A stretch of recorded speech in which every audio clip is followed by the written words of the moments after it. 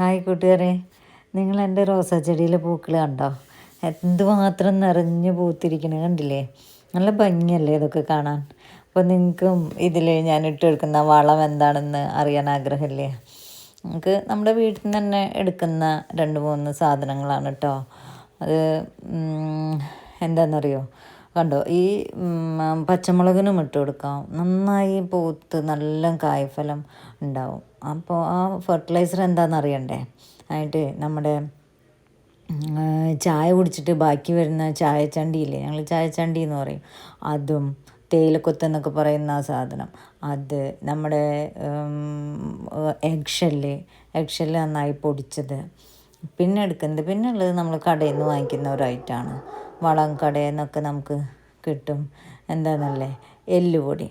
ഇത് 3 കൂടി മിക്സ് ചെയ്തിട്ട് നമ്മൾ ചെടികൾക്ക് ഇട്ട് കൊടുക്കാം. അത് എത്ര വേണമെങ്കിലും ഇടാം. ആഴ്ചയിൽ ഒരിക്കൽ 2 ആഴ്ച കൂടുമ്പോൾ ഒക്കെ ഇടയ്ക്കിടയ്ക്ക് കുറേശ്ശെ ഇട്ട് കൊടുക്കാം. അതിന് യാതൊരു ദോഷഫലങ്ങളും ഉണ്ടാവില്ല. ചെടി നല്ല കരുത്തോടെ വളരാൻ നല്ല നൈട്രജനൊക്കെ അടങ്ങിയിട്ടുള്ളതാണ് ഈ തേയില. അതുപോലെ തന്നെ ഫ്ലവർ ചെയ്യാൻ എഗ് ഷെല്ല്, നല്ല കരുത്തുണ്ടാവാൻ നമ്മുടെ എല്ലുപൊടി. അപ്പോൾ ഇത് 3 കൂടി ചെന്ന് കഴിഞ്ഞിട്ടുണ്ടെങ്കിൽ പെട്ടെന്ന് നല്ല പൊട്ടിത്തഴച്ച് നല്ല ശാഖകൾ വരികയും ചെയ്യും, നല്ല ഫ്ലവർ ഉണ്ടാവുകയും ചെയ്യും. ഇപ്പോൾ കായ്ഫലം തരുന്ന ചെടികളാണെങ്കിൽ നന്നായി കായ് പിടിക്കുകയും ചെയ്യും.